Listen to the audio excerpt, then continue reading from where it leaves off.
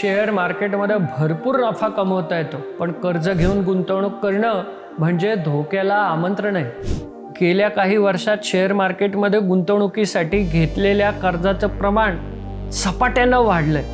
लोक स्वतःचे पैसे तर गुंतवतातच, पण बँकांकडून कर्ज घेऊन तेही शेअर मार्केटमध्ये टाकतात. एक साधा प्रश्न स्वतःला विचारा, एफडी करण्यासाठी तुम्ही कर्ज काढता का कधी? नाही, कारण एफडीतून मिळणारं व्याज हे कर्जाच्या व्याजापेक्षा कमी असतं. मग शेअर्ससाठी का पैसे घ्यायचे? कारण तिथं शेअरची किंमत वाढत असती आणि स्टॉक मल्टीबॅगर होऊ शकतो. पण यामागची जोखीम आपण विसरतो.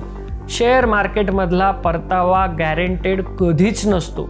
जर मार्केट 10 ते 20% पडलं तर तुम्ही गुंतवलेली रक्कम सुद्धा तेवढी कमी होती. पण त्या गुंतवणुकीसाठी तुम्ही जर कर्ज घेतलं असेल तर ते कर्ज आणि त्यावरचं व्याज हे तुम्हाला पूर्णच भरावं लागतं.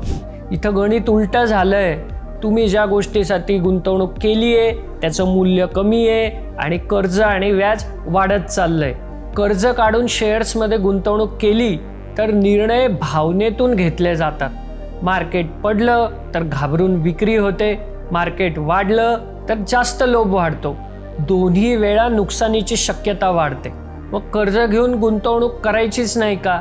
तर अत्यंत अनुभवी, भरपूर पैसा असलेले लोक आणि जोखीम पेलण्याची ज्यांची क्षमता आहे अशा अभ्यासू म्हणजे हुए खिलाडींसाठीच ही संधी आहे. सामान्य गुंतवणूकदारांनी कर्ज काढून शेअर मार्केटमध्ये पैसे मुळीच गुंतवायला नको. गुंतवणूक ही दीर्घकालीन संपत्ती निर्माण करण्यासाठी केली जाते, शॉर्टकट किंवा जुगारासाठी नाही. आजच स्वतःला विचारा, माझी गुंतवणूक माझ्या आर्थिक उद्दिष्टांशी जुळते का? कर्जावर अवलंबून राहू नका. नियमित SIP, शिस्तबद्ध बचत आणि तुमचा रिस्क समजून पैसे गुंतवा. तुमचे आर्थिक स्वातंत्र्य तुमच्याच हातात आहे. आर्थिक स्वातंत्र्य प्राप्त करण्यासाठी तुम्हाला खूप खूप शुभेच्छा.